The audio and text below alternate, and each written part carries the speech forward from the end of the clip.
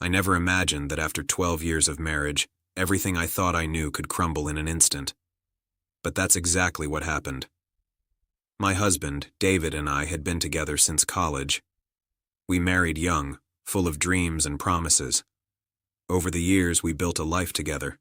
2 beautiful children, a home in the suburbs, and what we both thought was a rock-solid marriage. Everything seemed perfect, on the surface. I took care of the house, our children, and my career. David worked long hours but always made time for family. We laughed, argued occasionally, and loved each other, or so he thought.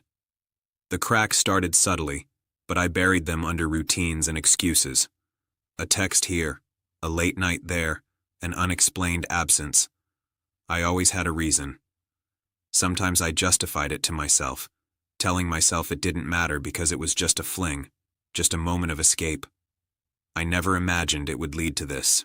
It all came crashing down when David decided to do a routine medical check for the kids. A simple paternity confirmation. It had been suggested by a cautious doctor because of a rare hereditary condition in his family. David never suspected anything, of course. He trusted me completely. But the test results came back, and the truth was undeniable. Neither of the children were his. I remember the moment he read the lab report. His face went pale. His hands shook. His legs felt like they had turned to lead. He couldn't speak at first, just stared at the paper as if it had no meaning. Then the sobs came. Not quiet tears, but deep, wrenching, uncontrollable sobs that shook his body and echoed through the house. I stood there, frozen. Words failed me. I didn't know whether to comfort him or run. This was the moment everything I had done, every secret I had kept, every lie I had told, had exploded into one undeniable truth. You're lying, he whispered finally, his voice breaking. This can't be real. I couldn't lie anymore. I couldn't pretend. I'm sorry, I whispered, tears streaming down my face. It's true. They're not yours. He crumpled into the couch, his face buried in his hands. He cried for hours. Not just for the betrayal, but for the loss of trust, the loss of the family he believed he had, the loss of a life he thought was real. Every explanation, every justification I tried to offer was meaningless. 12 years of deception couldn't be undone with words. I raised them as mine, he said between sobs. I loved them as mine. And you. How could you do this? I had no answer. How could I explain the years of lies, the selfish choices, the moments I had chosen my desires over honesty? I had destroyed the foundation of our life, brick by brick, without him ever knowing. He didn't speak to me for days. He avoided the children. He left for long drives, sometimes overnight, just to escape the house that had become a cage of betrayal.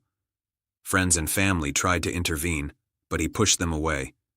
The man who had once been full of life was hollow, broken by a revelation that changed everything.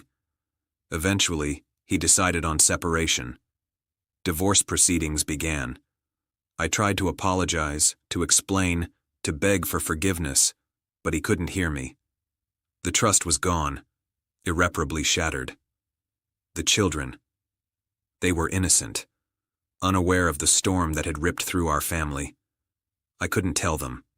Not yet. Maybe not ever.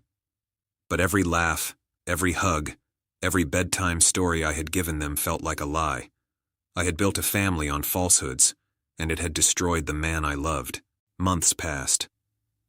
David slowly began to heal, focusing on work, friends, and reclaiming a life that had been stolen from him, not just by me, but by the years of deception.